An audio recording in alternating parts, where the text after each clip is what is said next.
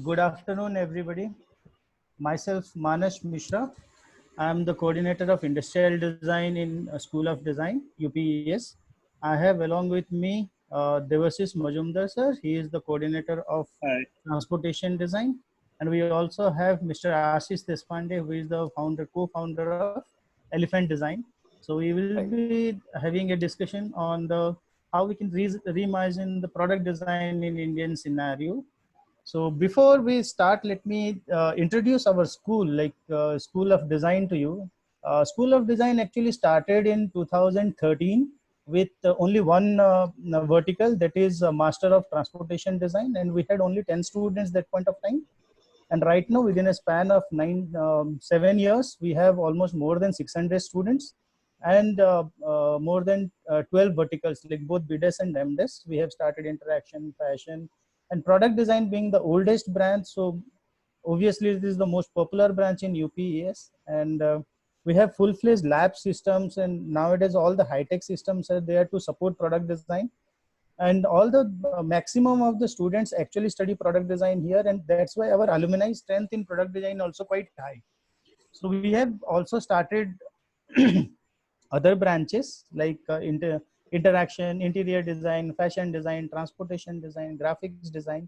So we'll talk accordingly when the time pass, and we will. So I'd like to welcome Mr. Ashish Deshpande here. So Mr. Ashish Deshpande is an industrial designer from National Institute of Design, Ahmedabad. Uh, Ashish has started his design entrepreneurship journey almost around 31 years ago by co-founding India's the pioneering designing practice, Elephant Design, which is in Pune right now. Elephant Design is today present in all India, not even Pune. Also, they have a base in Singapore. Ashish leads product and retail experience innovation group, and has led projects ranging from consumer application related to air, water, energy, media equipment, wearable technologies, automotive, and retail. They have won many awards also, out of which like the CII Design Excellence Award, VMRD Retail Award, NASCOM India Awards, and also they have 5 products which have received India Design marks. So along with this, Ashish had just recently stepped down from the president of all ADI, which is the Association of Designers of India. He's an active member of Design Alliance Asia, and has been on the jury of India Design Mark, and have given many talks in good design on almost around 4 occasions. He has served as an appointed member of India Design Council and was invited to attend Good Design Mark jury in Japan. Ashish has been on the product design jury at Cannes, Lyons, as well as Taiwan International Student Design Competitions. Uh, Besides this, as a highlight to his career, actually have given driven design at Symphony Limited, which is a public listed company, and was also in the board of directors for as an independent director. As a designer, Ashish believes that the design is an attitude. He seamlessly moves between static thoughts, hands-on ethnography, design of Marco spaces, digital interactions to micro detailing of the product design. He believes in the philosophy revolves around and build that is which is very simple, usable, and accessible to most of us. So let's welcome Mr. Ashish Deshpande. Welcome, sir. Welcome to School of Design. Thank you, Professor Manas Mishra. Thanks a lot for that introduction, and very kind of you to kind of invite me for this webinar. So first of all, I would like to thank Professor Manisha Mohan, Devashish Majumdar sir, who's sitting right over here, as well as Tarun and Sarthak, who have been helping with putting this whole thing together. So thanks a lot, and a very big good afternoon, and welcome to all the participants. So I'm happy to be sharing my thoughts on design, and especially product design today on this webinar. Thank you, sir. So before going ahead with anything on hardcore product design, actually our audience, including me, we would like to actually know what is your journey actually, and what actually inspired you as a designer. All right. I think that's a story which goes back at least Back 36 when years. 36 years. Probably some of the participants may not have been born. That's what I have to presume. But not to sound like a dinosaur, but I would like to still relate the story of how it began. So what we will do is today, of course, I'll talk as, kind of we will discuss things with you, Manas sir and Debashish sir. But I will also try and share things in between so that people understand a little more visually while I kind of speak through it whenever possible. So I'll keep jumping back and sharing the screen while I do that. So my journey fine, sir. actually in terms of design actually relates to three cities. So I kind of grew up in Delhi. So my schooling happened in Delhi, and my career happened where I stay today. That is the city of Pune. Again, a very rich city in terms of culture, education, and also in terms of technology, as well as a lot of design work happening from here. So that's what kind of shaped my career. But my design journey actually started in the city of Ahmedabad, which is in Gujarat. That's where I went way back 30, as you said about, as I said about 36 years back when I went to NIT to study design. And that was for me a momentous occasion.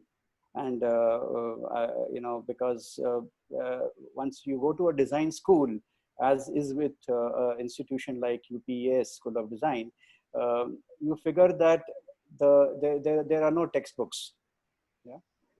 More than the textbooks, it is the guidance which comes from the teachers which actually counts.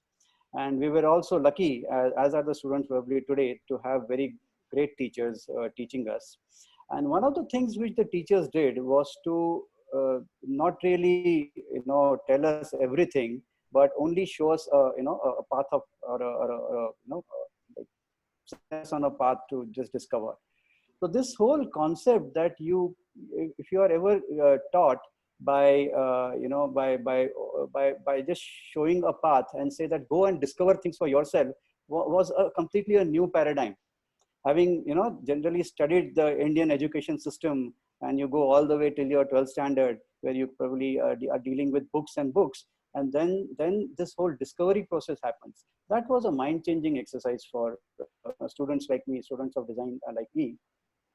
And the institute, of course, had a very good philosophy that you, of course, learn by doing, which means you go on a discovery path, you discover things for yourself, you come back with questions, you answer your questions about what you have found on that path, and then you do it to kind of prove it, whether it works or doesn't work.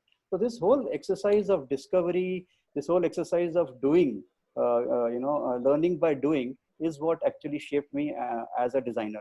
So at this point, I would like to just share my screen. And what I will do is I will share this little picture. Mr. Sir, are you able to see my screen? I can. Yes. Yeah. Okay. Sorry, looks like I have. Let me scroll back to the first one.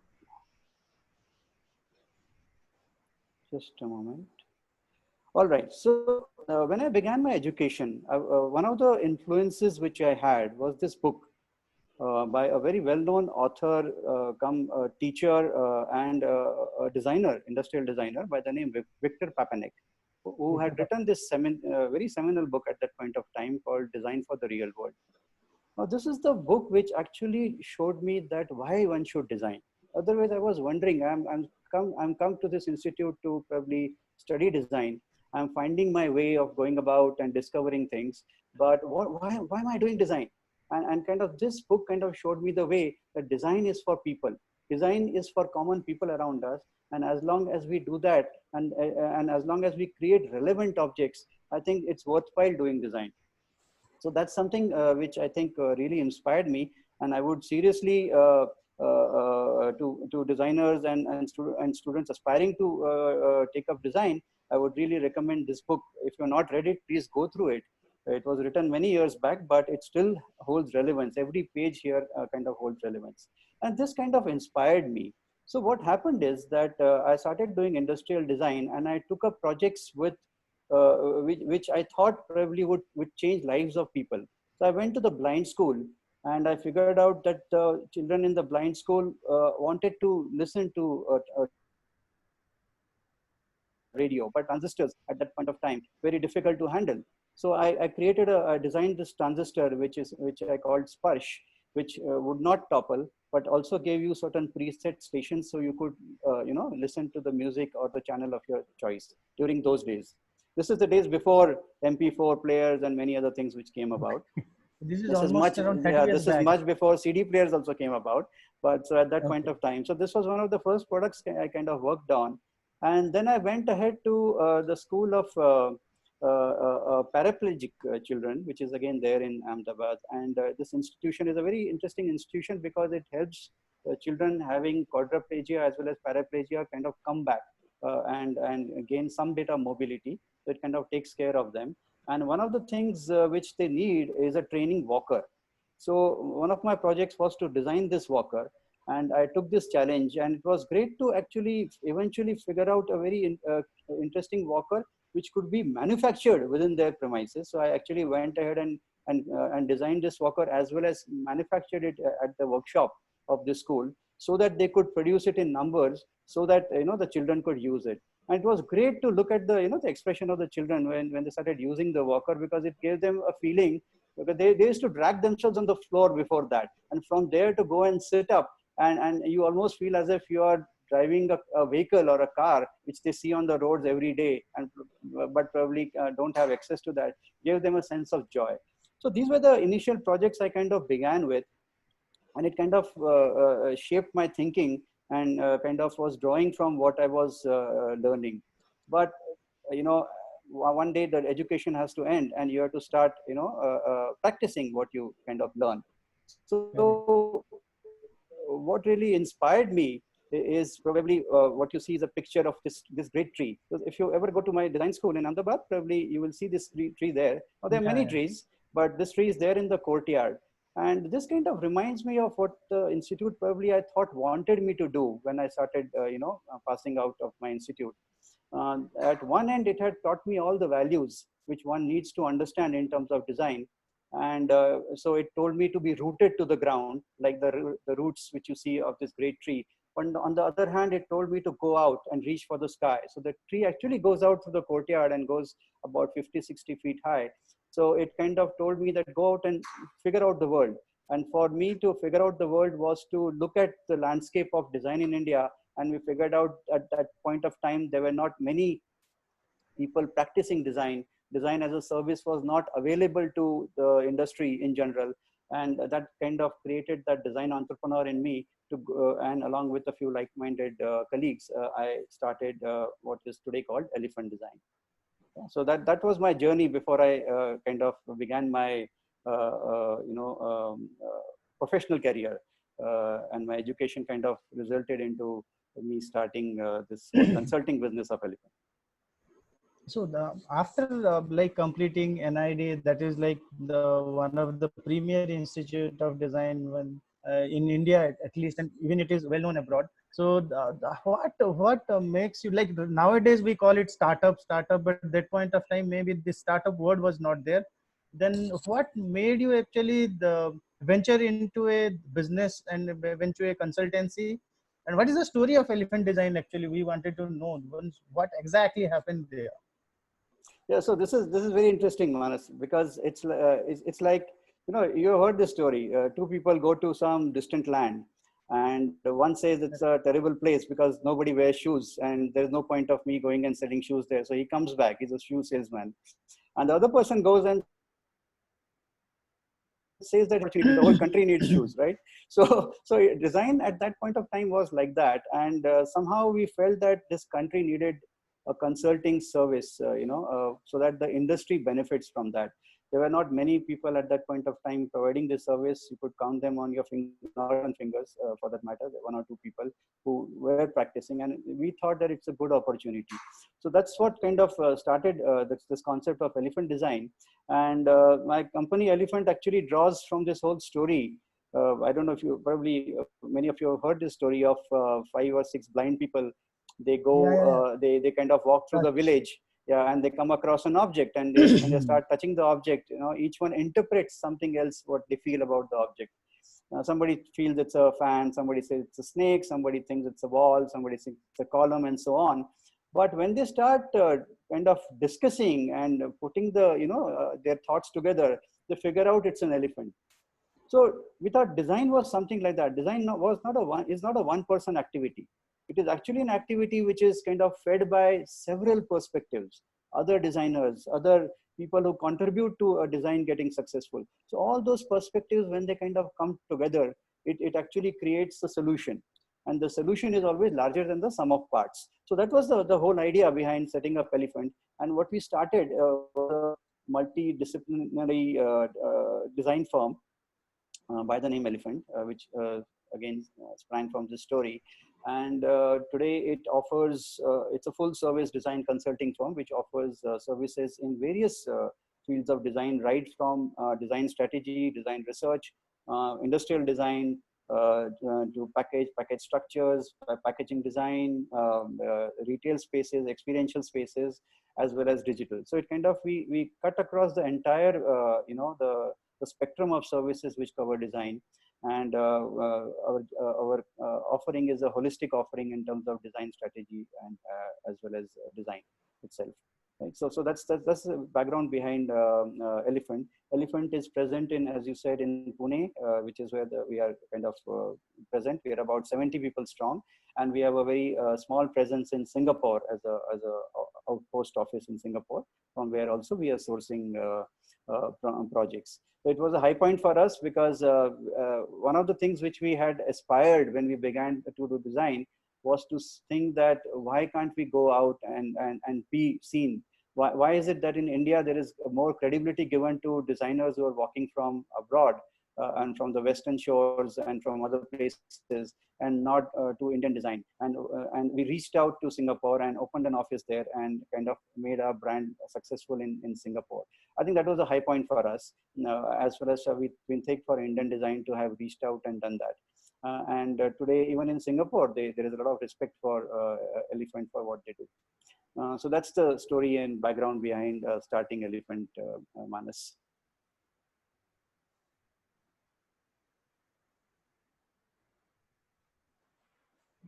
That's great, actually. Like starting from the one small city is called the industrial capital of Maharashtra, Singapore, and you made names. This is your achievement is like quite good. But as a product designer, like we both are product designer, we know, like you have seen the entire life what the product design have started, like 30 what it could be. So what is the role of a product designer? And though you have seen the full era of this product design, like what you feel, what all has changed and what all had impacted product design during these 3 decades? Product design is such a vast field.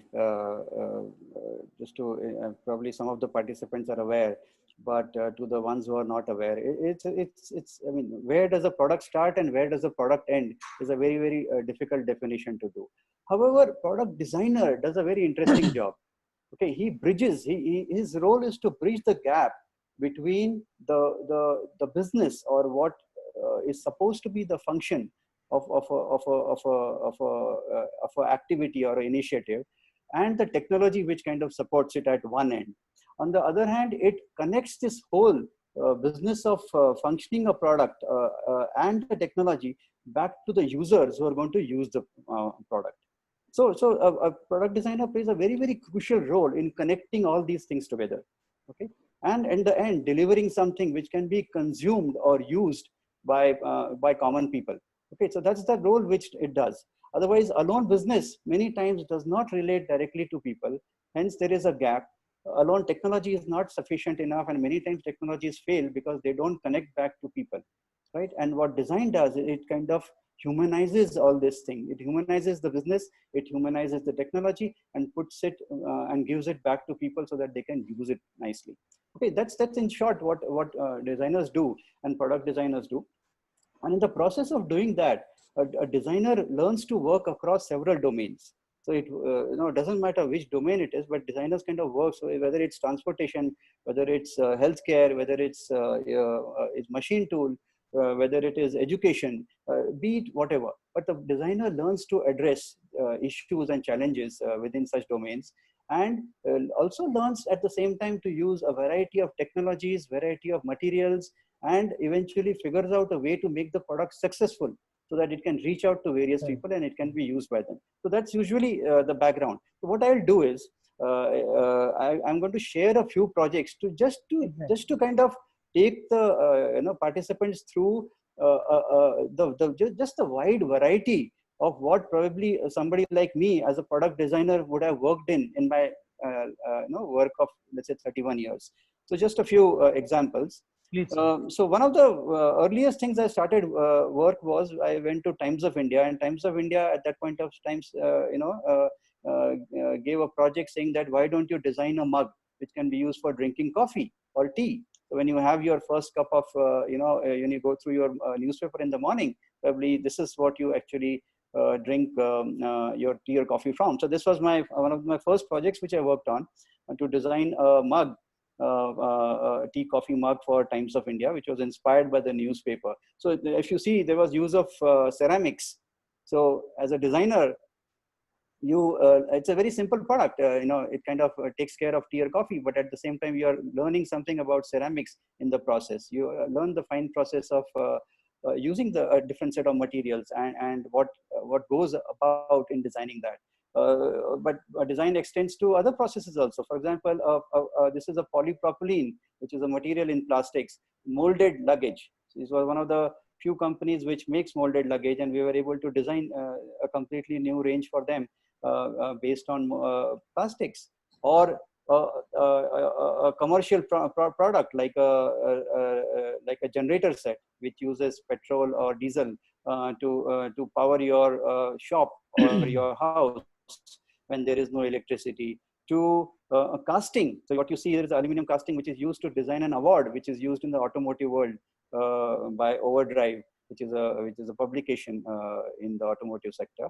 Or use of earthenware or stoneware to design a series of Teflon coated pots. So this is a pot which kind of brought back this whole concept of handi cooking. Now the issue with handi cooking is that you need to throw away or junk the handi after some use, because it kind of gets sticky at the bottom, and it's very difficult to clean after some time, and the handi starts getting burnt. But very interestingly, what we did was we used at one end traditional processes of making this pot, but on the other hand, we used Teflon to kind of coat the handis so that it can be cleaned, but it still retained the aroma of cooking and the traditional methods of Indian handi cooking in this product. To pots and pans, where you end up designing a handle so that it becomes easy for you to handle a pot. Or to how does a badge, an automotive badge exercise, which we designed this brand Benz, which you must have seen trucks in the automotive world knows about these trucks called Bharat Benz, which is from Daimler Benz. And when we designed the badge, we also needed to design how it will appear on the vehicles as a three-dimensional object. So this whole exercise to convert a brand into a three-dimensional product as a badge on the front of a truck is a product design exercise. To a signage on a campus, where you suddenly end up with new materials, where probably they need to withstand external forces, external conditions. Concrete suddenly starts into play. If you look at the base of this signage, it's designed in concrete to take care of that very slim, linear, vertical signage design done for this campus. To something like a blow molded bottle, which kind of packs your things which you like to eat, like a yogurt smoothie in this case. To another product which probably dispenses drops of what is called adhesive. It can be very easily used by children to play with or use to stick paper or build models and so on. To a tire.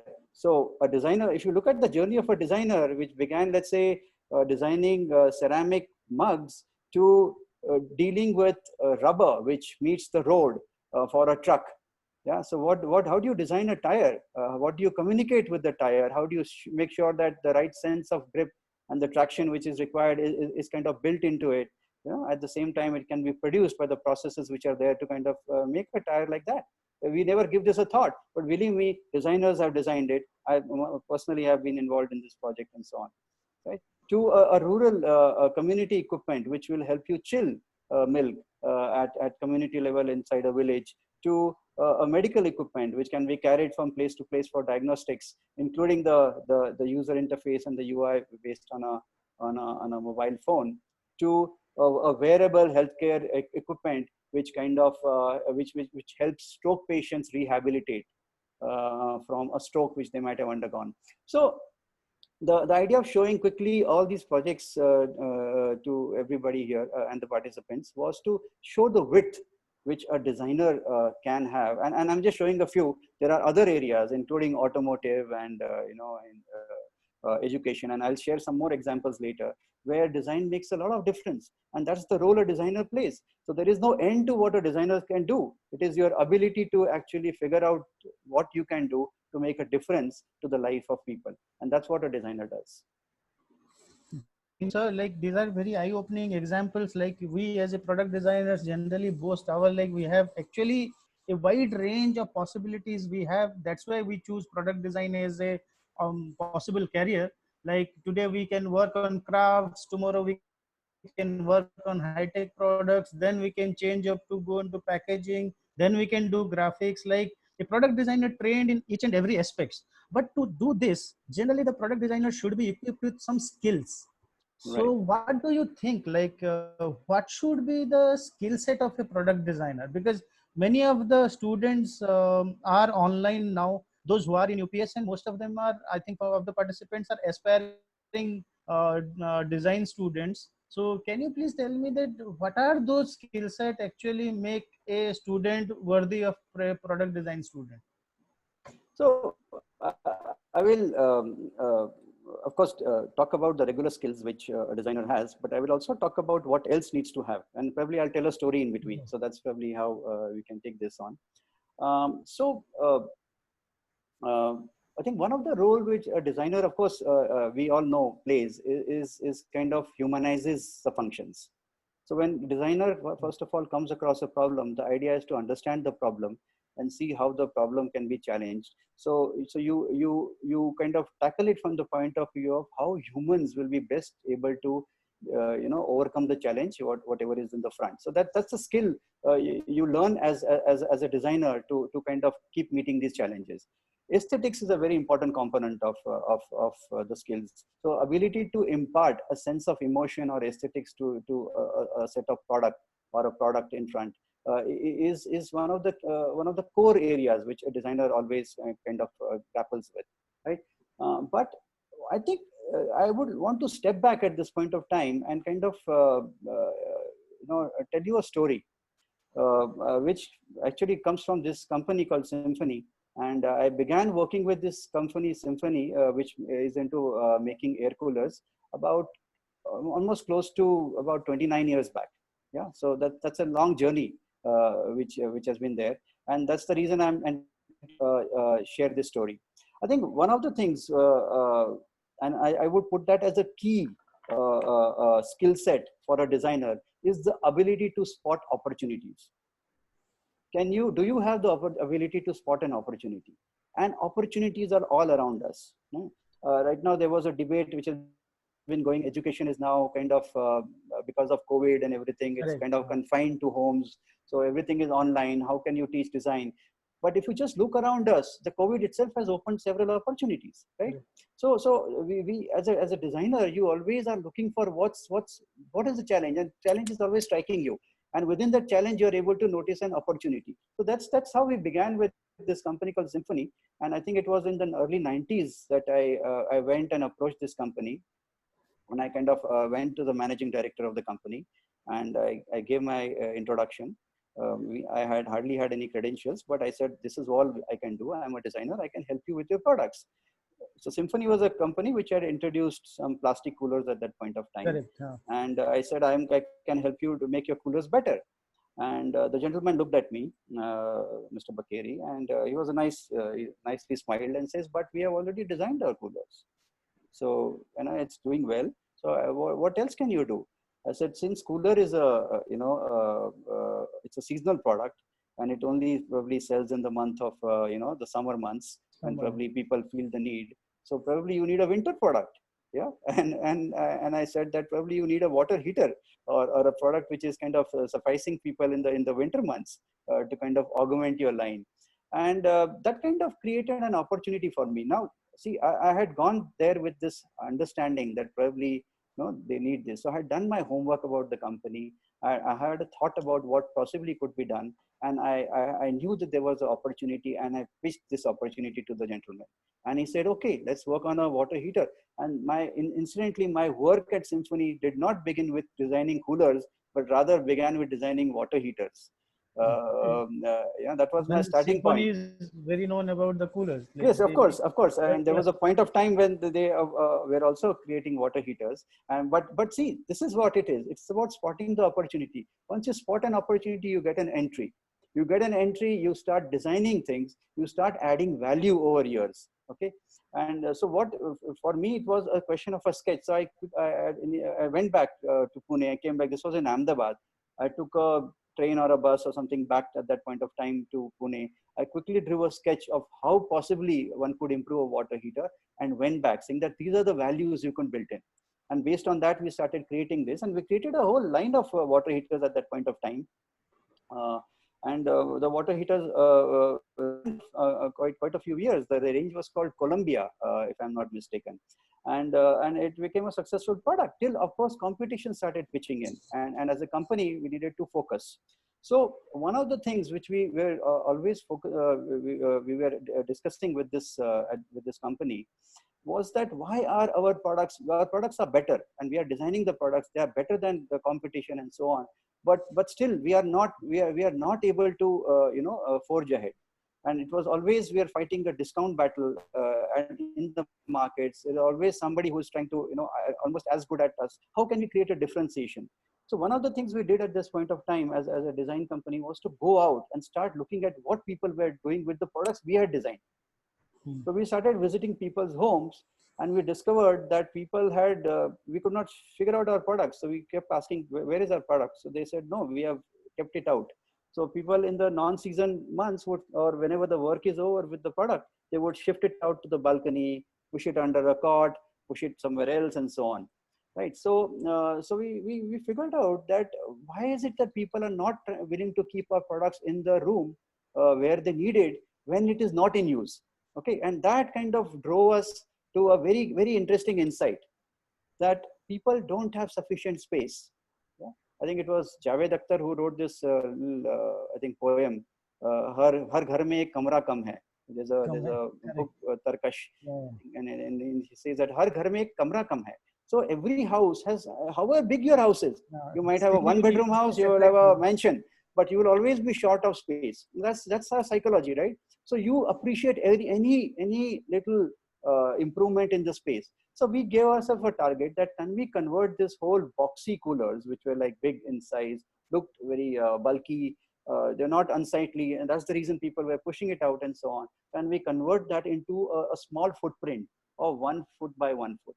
Okay, and that's the challenge we gave us, and and that's how these range of wet coolers began, right? And this actually went on to create a world of a difference for the company, because it suddenly differentiated the products. Symphony was known for good products, and all these products which you see, the whole range is designed by us. But what this product did is it kind of caught people's imagination that, hey, look, there is a product which is kind of saving me space. Okay, and it's giving me that little footprint, that little extra few which I want. And that's what they started appreciating, because that was one of their bigger concerns. So the role which a designer plays is to spot such opportunities. No client is going to come back to you. They'll come back to you with a brief saying that, look, we want this to sell better. They'll come back with you a brief saying that this is the the cost which it should be as far as the BOQ is concerned, or the bill of materials is concerned, and so on. They'll tell you the target segments where they want to sell in, and so on. But they never come back and tell you what to do. That opportunity, that ability to pick up the opportunity which lies is the role of a designer. And then you don't stop here. So as a team, you don't stop here. You start thinking for the client, and you start picking out what are the new opportunities. Now we are trying to save space, floor space for this company. Can we even avoid the floor? Okay, so we came up. Okay, I'll come right later. We came up with a cooler which could be mounted on a wall. So it behaves just like an air conditioner. It doesn't occupy your floor. It does not occupy your window. And it kind of saves you the window, the precious window which you have in the house, and yet is able to provide you a cooling. It's aspirational enough for somebody to buy it, because it kind of makes you feel as if you have a little higher price air conditioner in the house. So it kind of started meeting people's needs beyond what they wanted, and that's where opportunity. And then you keep thinking, so what happens? So the market and competition catches up with you. They figure out that, okay, small footprint is a great idea. Everybody starts making small footprint coolers. In about 6 months, 1 year, everybody has a cooler. So you keep updating the coolers. This, what you see, is the most recent version of diet. So like a car undergoes a model change as it kind of progresses through years. Even a product like a cooler also undergoes model change as it kind of progresses through the years. So this is the same diet, but in its latest avatar of version 3, what you're seeing over here. And it's again, as you start maturing, yeah, you also figure out that there are areas other than homes, right? So there are commercial applications, there are industrial applications, and now slowly you ideate with the client to come up with new segments and new areas where you can describe the businesses and create products and design products for very specific applications. And what you see here is a recently launched commercial application of coolers, which can be mounted for large scale ducting within large spaces like factories and large homes and so on, and large commercial areas. So the role of a designer, other than plotting an opportunity, to also is a strategist as to how you can eventually bring value to an organization, right? So what you see, this entire journey for last 29 years, what we have at Elephant, and personally me, I've spent in with this company, is to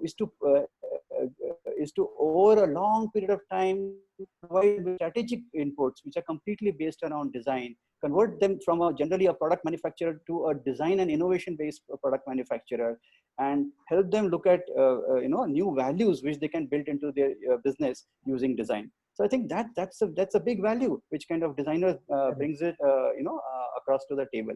So that's, I think, would be the key value. The other value I would emphasize is this whole sense of empathy.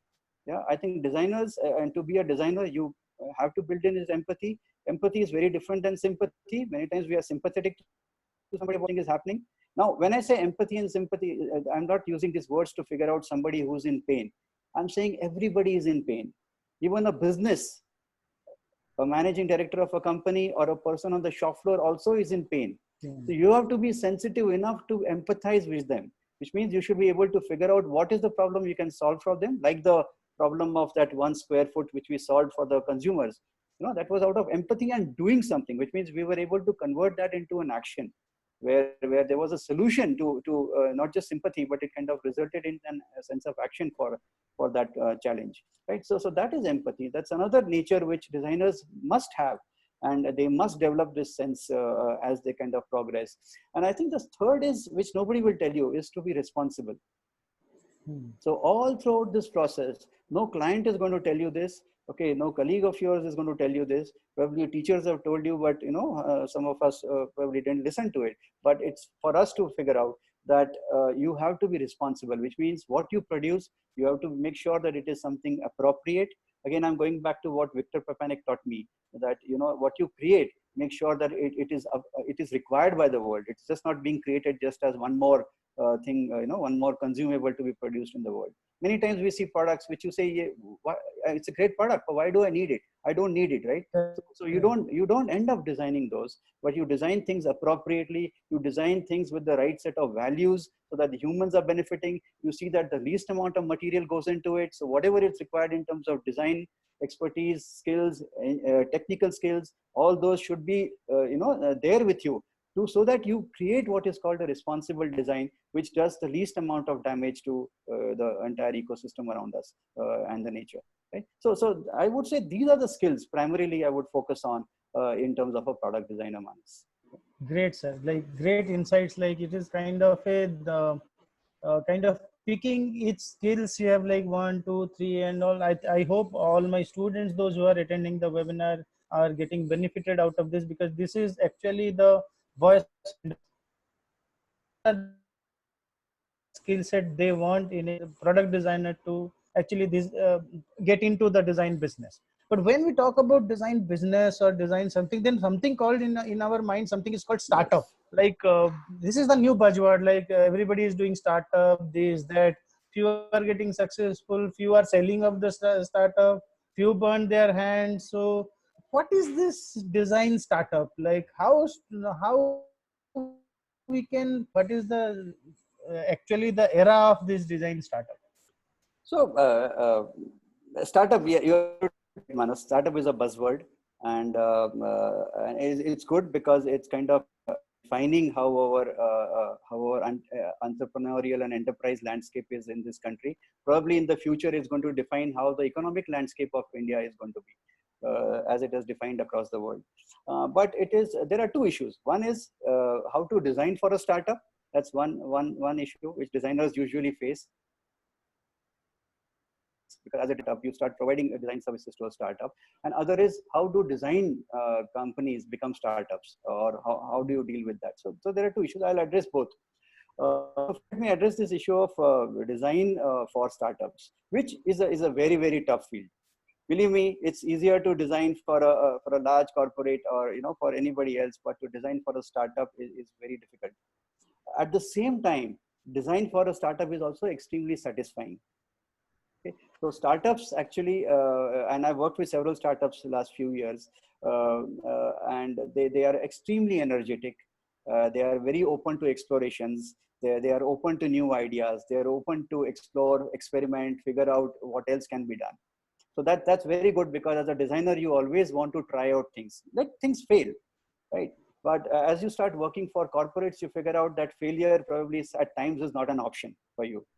So you have to be very careful with a corporate, because of course they don't want to lose money, they don't want to lose resources, and most important, they don't want to lose time. So time is always a commodity which they don't have. Whereas with startups, it's always been a very exploratory field. But on the other hand, the difficulty is because a startup is always low on resources. Yeah. So everything right from having the right set of people to work on a project, to certain assets which you require to maybe mobilize a project, to resources like money and finances and funds and so on. So all these are always a concern, and hence designing becomes very difficult to manage. Manage a startup, a design for a startup. You have to be ready to handhold a startup, which means you also have to be in a startup mode. You have to have the similar kind of mindset to approach a problem, and you should be able to play along depending on the life stage of a startup. So let me share with you two examples at this stage. Let me see if I have. One is this example of this. Probably some of you might have enjoyed this this interesting drink, memory drink, which is drawn from traditional recipes of what Indians are normally used to, called Paper Boat. Now, when the startup Paper Boat, which is Hector Beverages, a very interesting firm and very, again, as I said, very energetic people, when we started working for them, they were just four. So there were just four people, and in one little bungalow kind of outfit, and one dog, and the dog was named Hector. So the company is called Hector, and so on, right? So that's the story behind. And the interesting part is that you also become part of this team, okay, right from the start. So you are thinking along with them and so on. So the design kind of evolves. And when design evolves, where there is contribution from various energetic people, you can see the sense happening. And one of the reasons why Paperboat has been successful is because it has seen this evolution happening across a period of time. And it's one of the companies which is FMCG product. If you look at it, they're actually making juice and drinks, but they don't advertise. Right? You will rarely find a holding or a TVC running. So where is the money going? Right, the money is going into design, yeah, and money is going into design thinking. And as Neeraj, Thakkar, who's one of the founders of the company, says that they use design thinking even to come up with these the recipes of the product, right? So when design becomes drawn in intrinsically, so which means that as a design team, you are actually living along with the client the whole product journey, including what goes inside to what goes outside, to how people experience it and so on, right? So little like providing that little cap with a wing nut kind of a profile, so that it's very easy to open, when you are consuming the liquid, or the shape of the bottle, which is very friendly. At the same time, it kind of utilizes physics, simple physics of the pressure which you apply to the surface of the pack, which keeps it upright and helps you consume it very easily. These are all aspects of design which have been built in. And this kind of experiments you can only do when you kind of living it along with the startup for a period of time. The startup has invested into you. They know that design will work for you.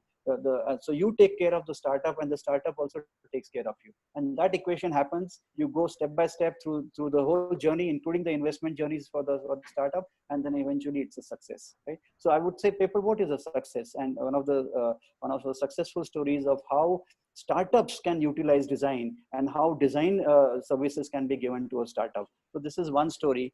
And the other story I would like to illustrate is from Singapore, of this company called Synphane, which is an acronym for, I showed you a picture of this earlier. When they came to us with a technology which looked like this, basically. It's a string of wires and sensors and so on. And what this piece of technology does is it helps a stroke patient recover. And believe me, it's a fabulous technology. And this technology works on even patients who have plateaued over a period of time. So usually a stroke patient recovers first through some medical intervention, and a lot of physiotherapy which happens, and eventually the curve kind of flattens out because there is no more improvement. And then the patient gives up, saying that, hey, my arm is not going to work, my finger is not going to work, my some part of mobility of my face is not going to work. That's what happens with stroke patients. But what this kind of a semi-paralyzed. Right. So what this technology does is it kind of controls the signals coming out of your limbs, and controls the signals coming out of your mind, and it kind of patches them together.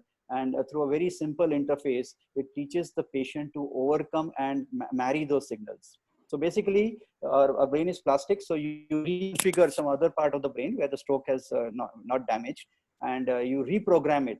And you reprogram it to recognize your limbs, and you can train your brain to address your limbs. So that's what this technology does. And as I said, this is how the startup came. And when we started working with Subhashish Banerjee, who kind of leads the startup, we said we have to solve this together. Yeah, again, we went through this whole exercise of wherever they were carrying out experiments, we understood what the patients were going through. Now, believe me, these were patients who were stroke patients. So obviously there was trauma. Right, and then you have to kind of wear all this equipment, wear some wires, wear a skull cap, and then kind of observe some kind of videos to help you correlate. It just was not working, and the patients were getting fatigued. So from here, and then of course we had another problem, and this is what you discovered. This is a discovery process. You figured out there was not enough anthropometric data available for the size of the head, the size of the limbs. Where is our Indian anthropometric data? It doesn't exist. So as a designer, one of the skills you must have is you should be able to gather data. Right? So it's just not only observational data or generally the ethnographic data which we cannot deal with, but we also have to learn to take out the human factor data and see that, because without the human factor data you cannot design, right? So we kind of, as the process, we went through that with the startup, and eventually we created something which was very easy to wear, which was very easy to kind of monitor and create. and deploy in real life conditions. So till today, I think about 4 or 5,000 patients have probably maybe more have gone through this entire process. And there's a very simple interface which kind of helps them understand what is to be done, and tells them and it also helps them, because learning has to be again less, it cannot be traumatic. So the user interface allows the person to choose a character, for example, a koala bear or a monkey or a panda or a raccoon. And you can play a little game where the koalas go and capture a flower, or the monkey goes and gets a coconut, and so on. So these are very simple things done, so that it puts very less stress on the patient while the patient is going through this process. Now, this entire journey with the startup has taken us about 4 years of work together, and through multiple stages of, we have almost gone through 8 stages of series production, okay, to reach the level of maturity which the product has now. And of course, it's been tested as a technology across hospitals in around the world, right from US to Singapore to India and many other countries. It's shown multiple benefits. So once you get a technology and you have a great product running, you know that you can also control things like hypertension. You can look at children with certain learning abilities, and this kind of a device can also help do that. So many things have been proven across this, and we continuously continue to work with this as their partner, yeah, all through this process. Now that's how you work for startups, right? So I think that's a very strong journey. And as far as designers who want to create startups, I think it's never too late, I would say. It's never too late. So don't wait for the right moment, because there is no right moment. I remember I stepped out of the school, and at that time, starting a design consulting business itself was a startup. But whether you want to do consulting, whether you want to provide some other service using design, whether you want to create products or you create some brand, I think this is the time. Yeah, I think, it's important that we create a brand. When we created Elephant, one of the things we made sure that without being overt about it, we will make a brand. We all this while in our design institute, we were looking at case studies from the West. They were very big design companies from the West, and all our aspiration was that can't be. Today in India, we have to have aspiration, and over the period of time, you will see many have come up and created a brand for themselves in terms of providing good consulting to the industry, right? And that's what creates a brand. And so similarly, if you're creating products, this is the time. Make sure that you create a brand, not probably a pan-India brand, probably a global brand, but this is the time to do it, and go about it. Just, I think everything is there today. Today, resources are available. Today, technology has able to cut down distances. You know, we keep talking about COVID, but I think one of the biggest spin-offs of COVID is that you don't have to travel more. Okay, so prior to COVID, we were all the time traveling for projects, and the clients are so used to working from remote conditions that it's okay not to travel, right? And that's something which will come. In any case, sharing happens. So technology has allowed us to work on platforms, design platforms, which are completely cloud-based. So it doesn't matter whether you are sitting in Dehradun or you are sitting in Delhi or you are sitting in Pune or Singapore, but you can be combined working together at a given point of time, right? So these are the benefits which are there. You can brainstorm. There are platforms available where they allow you to brainstorm just the way you would brainstorm in a classroom condition. So technology has been a leveler, and it's kind of got this. So today, for anybody to think of a design startup, it is not that difficult. It's you have to have the initiative, and you have to have the resolve within you to not to not run away from a bouncy wicket. And believe me, there will be times when the conditions will not be very favorable. There are always times. If I look at my last 31 years, I have seen 3 recessions, including the present one. Yeah, so I've already gone through recessive cycle. Believe me, what goes down always comes back. I always believe that. So don't worry about that. Eventually, if you stick around, if you keep doing the relevant work, you will succeed in what you do, right? So there's never because never a better UPS time. also believes in entrepreneurship a lot. Actually, we have a credited course called Venture Ideation in School of Design. It's a credited course. We have a UCI one central body which helps students to ideate and go with the startups. They can open. They help them to register their companies, or private limited or LLP companies. So there is a team actually work for these students to help them to build up with their startups. True. And one I of, so Manas, was just you were, going through the. so sorry, Manas, just to complete what you were saying, I think that's very interesting because I always believe that one of the skills, and I talked about a few skills earlier, but probably I should highlight this one also, Okay. that any designer, whether you start something on your own or whether you go to work in an organization as part of your career, you have to have that enterprise in you. Okay, so even if you are within an organization, if you don't have the enterprise to figure out new things, to figure out opportunities, you will not be able to make your way through. So that core concept, that enterprise is that's an initiative which is within the designer. You have to feel that you know you can do this. There is an initiative, and you have to catch that initiative and just do it.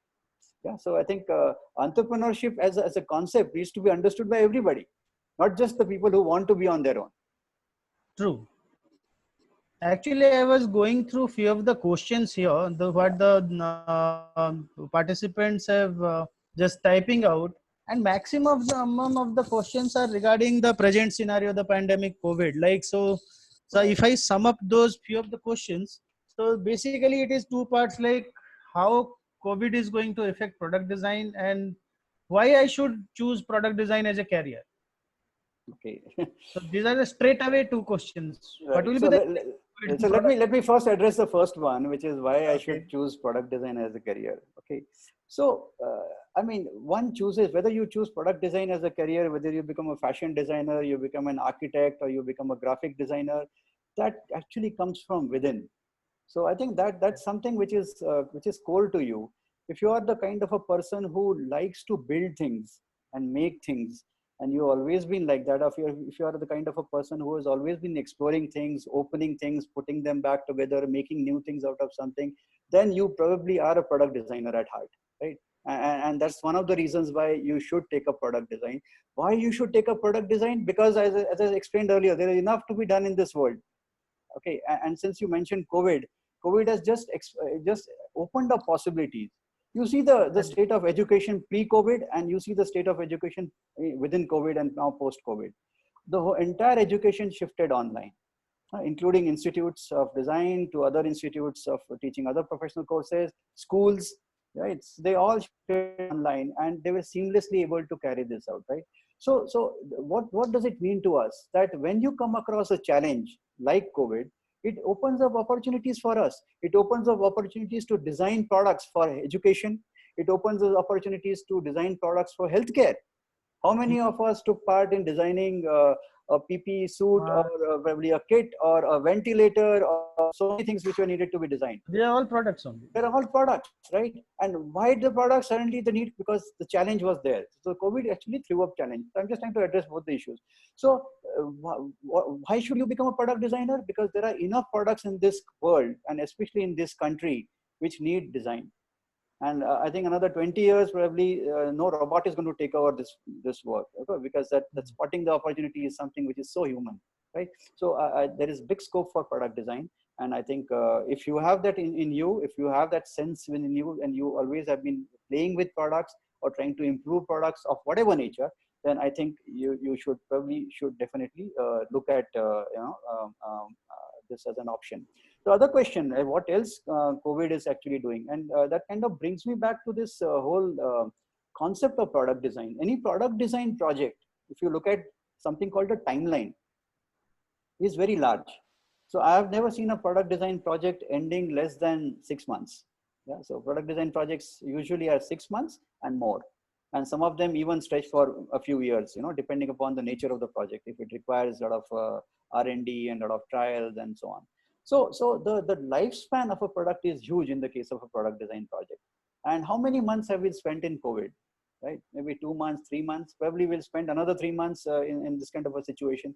So in the overall scenario, COVID is not going to make a large difference to the product design projects, yeah, and the way the product design is happening.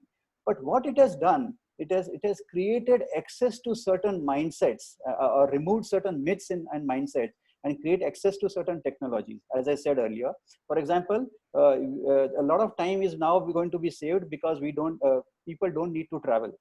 because they are sharing and they are working together on several technology platforms, like one we are talking about. And there are many other which allow you to share software, data, and so on, right? So that's one big advantage. And as businesses get used to sharing this kind of platform, it will reduce travel time, and hence it will also reduce the time required for carrying out design, right? So that's one great spin-off which will come out of this COVID situation. The other is that this whole ability to work from using cloud as a technology and across such platforms has helped us network.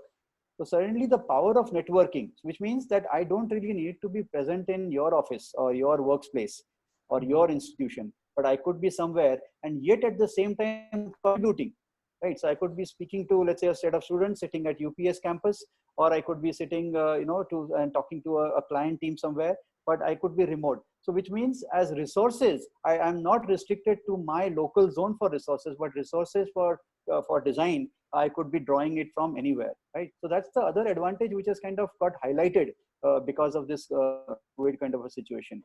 So I only see a lot of positives actually coming out of it. And the third technology I would like to probably put some stress on is this whole rapid prototyping. Now, if you notice throughout the COVID period, most of the rapid prototyping workshops or jobbers were all open, and they opened themselves out because they were all trying to create things for, which are required right now for the COVID situation, which means creating parts for ventilators or masks and so on. But that's a technology which I see profusely becoming more and more ubiquitous, and probably even desktop. If you remember, many years back, to get a print, probably we had to travel to a print shop. But today, printers are desktop. So similarly, rapid prototyping technologies are more and more going to get miniaturized. They are more going to get accurate, and they are going to become desktop, probably even pocket friendly or your bag friendly. So which means that manufacturing is going to undergo a lot of change in the coming years, right? So which means desktop manufacturing will become a reality. And the nature of manufacturing, which earlier used to be huge plants, a number of rows and rows of machines producing one kind of goods, probably will be replaced by things which are much more flexible and on demand, right? So and hence the nature of design which is required for this kind of manufacturing. And there are various technologies of rapid prototyping, so I won't get into that. Probably some of you might be better at answering those, but I think this is something which is going to change, and it's been again got highlighted because of the COVID situation. So I am only seeing positives in this entire COVID situation in terms of how it's going to affect product design. Great, sir. Like one of the story, one of like my friend used to say that one day time will come that I have guests at home and I'm running short of spoons, so I'll go and print the spoons and feed them. True. So I mean, yeah. this is how the rapid prototyping will be. True. That's what they say is going to be the new normal, as they say. Okay, one of the questions I got, like it was like quite like they want to actually know, one of the students, like how hard was him to design at that point of time when you started without any software or much info. Like there was no Google, there was no much of like SolidWorks, maybe that time AutoCAD was there. And how difficult it was for you to design that point of time. So I'm the drawing board generation. Now probably some of the young designers may not know drawing board because they get so used to a screen interface right at the beginning of their career, or even their learning process. So I of course learned it the hard way, drawing, learning orthographic drawings and renderings done all by hand. So that's a very different thing. But said and done, designers, as a nature, are always drawn towards technology. Okay, and designers are always looking for new technology. So as technology changed over a period of time, as a designer, you keep adapting to new techniques. So I also progress. I'm not the old generation designer who probably used to only draw by hand. I love drawing by hand, and I think some of those things are very important, and I still practice those. And in fact, every designer in this office practices doing initial sketches by hand. and then converting it into the digital phase. But I think things have changed since then. But we, as designers, since you adopt technology, you also move on to new things, and you look forward to new things augmenting your design, right? So technology is always welcome, and designers are suckers for technology. Correct. One of the questions, the similar questions is there, like sometimes we design the product from scratch. Sometimes we don't get that opportunity and we redesign one existing product. So one of the participant wants to know which one is harder, whether design or redesigning existing product. It's a very good question, I would say. So hats off to the person who has asked this question, and it's also a very tough question to answer because there is no clear winner in my mind. So whether you look at a product from scratch, the advantage you have is that there are no precedents, right? So which means there is nothing binding you to or holding you back. So you have the entire field open, and it's up to you to figure out how it should be. So it becomes it's like a dark cave you explore, and probably you see the light at some point somewhere. But on the other hand, if you know the condition, which means you're redesigning a product, you're bound by constraints. So at one end, it does appear simpler because probably certain parameters are already defined. Hence, you know what the animal is about, what the project is all about, what conditions are kind of guiding it. But on the other hand, to design in constraints is also equally difficult, because it's like designing with your hands tied at your back, yeah, or playing and at the back. So that kind of puts up a different nature of challenge for design teams. But as a designer, you should be willing to work on both these scenarios. And the nascent scenario where there's nothing, you kind of start building up things from the scratch, or even a scenario where the constraints are very hard, but within those constraints, you still have to come up with something which is value driven, which is a value proposition as an end result. So I think, in my opinion, both are equally tough challenge. I won't put one over the other. I have another set of questions there. It is keep on coming.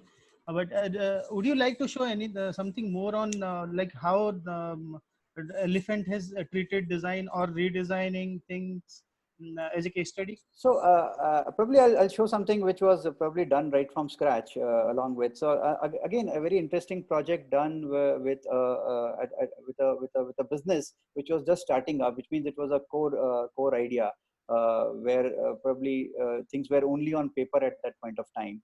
And the reason I'm also showing it is also to kind of reflect upon where design is heading today.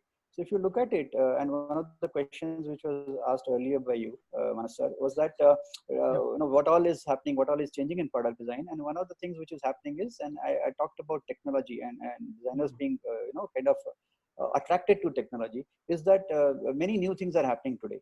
The world is becoming data driven. So data is considered as the new, the new gold or the new oil at one end. Blockchain, artificial intelligence, machine learning, Internet of Things. So these are all areas which are now coming into play, and designers more so will get to use to these technologies. So one of the questions earlier was, what did we do then and what we don't do it now? Or what different are we doing now?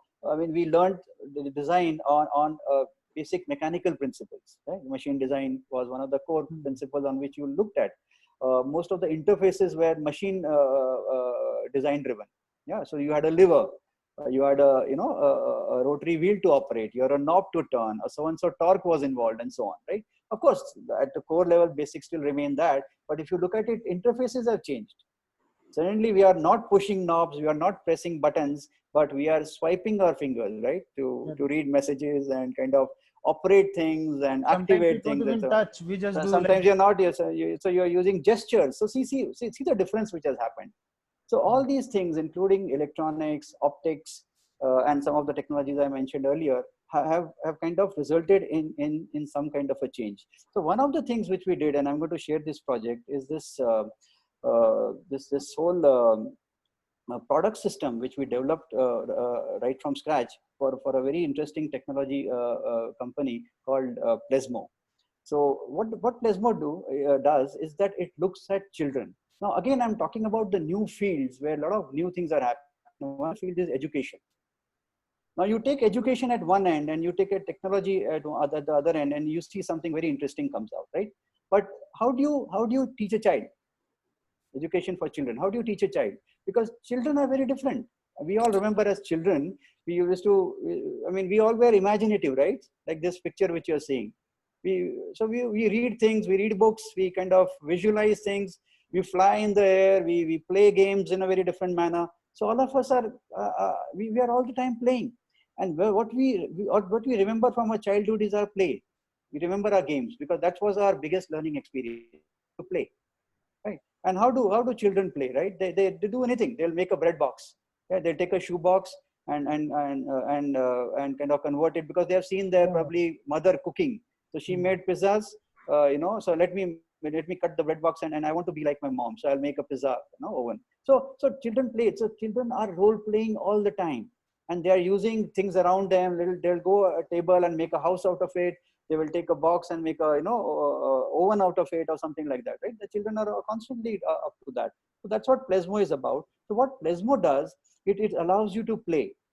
But as kids, we all used to do something, right? We would make a house, or we'll make a doll house, and then we will walk the doll through the doll house, or make a dog walk across, or some friend of yours kind of comes and stands in the balcony. So these were the roles we were playing all the time.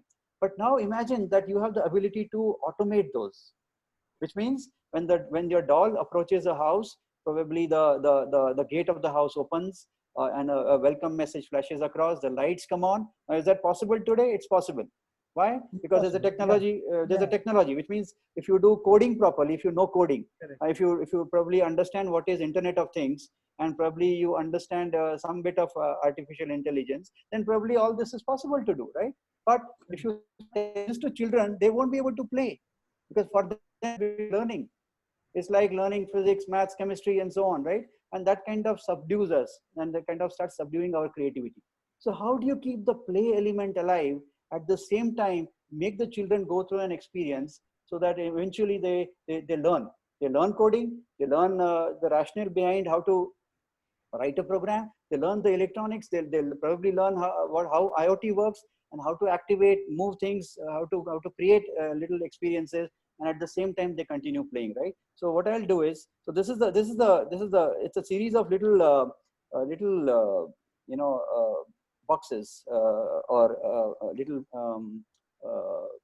cubes, which you kind of play with, and they are easily programmable from a tab or a mobile phone or a website, if you have the internet, and you can actually make the Internet of Things work, and play the way you want, right? So what I'll do is I will try and run this film which explains everything.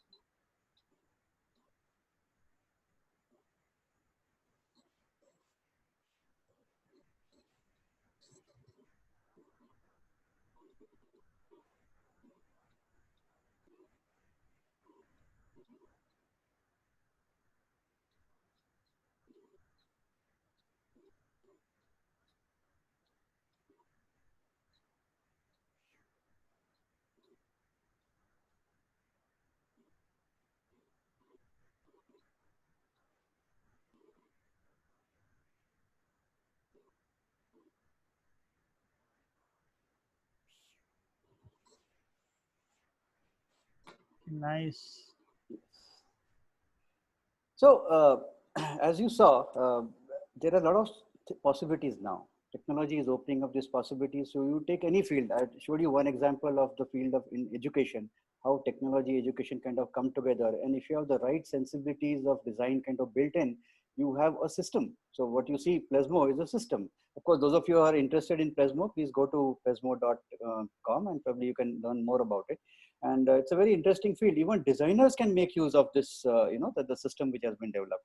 And in fact, we have done a module which is being given out to design schools from Plasmo, which helps designers also use IoT in various things. Which will be done a product, and probably you want to move it, animate it, activate it, and so on. Probably these devices can be used. So see the role which design can do using what is happening today in terms of technology. So these are great trends which are happening. We just have to adopt these trends. So designers' role to understand new technologies and use them to something interesting, something new, is something which as designers we have to learn and practice. Thank you, sir. Actually, today we are like running short of time right now. Like we have to finish up. But before going for the conclusion, like my last question to you, like I'm by blood we are educators, so we are about to welcome our new students in the month of like in a couple of months now. So the and also we have like the current like just one batch has graduated, many batches are going to face their juries. So any piece of advice you want to give these budding designers here so that they can also in future they can excel like you and other designers out there? More than me, I think they should probably excel themselves. I think one of the things which we all teach at design school is that do better than what you are. And I think that's something everybody should look at. But I think in terms of telling a few things which I've learned as part of my experience, I think one advice I'd like to give to any designer, whether you're a student or you're a professional, practicing professional, is to build your network. Yeah, that's something which one must do, because designer alone is never sufficient. You need other people to augment. You see, for example, you need technology, you need people from the field of education, you need people who are sociologists, psychologists, and so on. So what is your network? Always be in touch with other people who can augment what you do. Okay, that's a skill one must have as a good designer. That's a skill you must have to kind of draw connects to other than yourself, and not only about your type, right? So your type of designers. So that's one skill I would say you should do. The other is to, as designers, you must master the art of communication. How do you communicate your ideas? The skills of communication. Now, doesn't matter whether it's visual communication, which you do by drawing, or how are you able to articulate your ideas and tell them properly, express them properly, represent them properly. I think many designers are great thinkers I have seen, but always tend to fall short in terms of communication and articulation. Yeah, so that's a skill. Please try and pick up. If you have the skills, please hone them so that you can become better. It's only going to help you in your career and the days to come. But if you don't have, make a conscious attempt to do that. I made a conscious attempt to do that. Let me tell you, I was not the best of the communicators when I joined design school, and but slowly I understood the importance of communication, and I kind of taught myself or pushed myself to become better and so on. I'm still learning, I would say, and I'm learning every day. So I'm still trying to improve myself. Every attempt is to just improve myself, and try to keep things simple. I think one of the core examples of good communication is to make things simple, and hence it becomes easier to articulate. And I would at this point recommend a book. It's by a very interesting designer, also a good business thinker by the name John Maeda, an American designer and a business thinker. And he's the author of this book called Laws of Simplicity. Go through that because it teaches you how to think simple and how to design at a simple level. There's a second book I'm kind of referring to this audience over here. And I think the third thing I would recommend to everybody and as advice is to be responsible. Be responsible towards what you are supposed to do, to how you are supposed to do, and what are the cause and effect of what you do. Right? So all these three things become very important, which means, are you doing something which is going to cause some kind of harm somewhere else? Be cognizant of that. Nobody is going to question you. Your teachers probably will guide you, but they are not there all the time to question you. And as you become part of the professional world, nobody asks these questions. But it's our responsibility to do that. The other important part is ethics. Okay, and ethics is slowly gaining importance in design, which means right from words like plagiarism to there are legal issues in how you manage design. Many times it's a question of, for example, if you're designing a medical equipment, it's a question of life and death. So your responsibility becomes that much more critical. Yeah, and many times, just to make, for example, I always give this example that most of the lifts I enter, I always struggle in the lifts. No, I don't know where the number one is. Sometimes it's at the top, sometimes at the bottom, sometimes on the right, sometimes it close. There's no standardization, right? And earlier I used to think, I have some problem. Probably I'm slow somewhere. But it's not the case. I think it's not my problem. They're just bad design, right? So I think be wary of bad design, and that responsibility of not doing bad design lies with us. Yeah. So I would kind of like summarize with these three things. Build a very strong design network. That's very essential for a designer. Designer doesn't live alone. There's no lone life for a designer.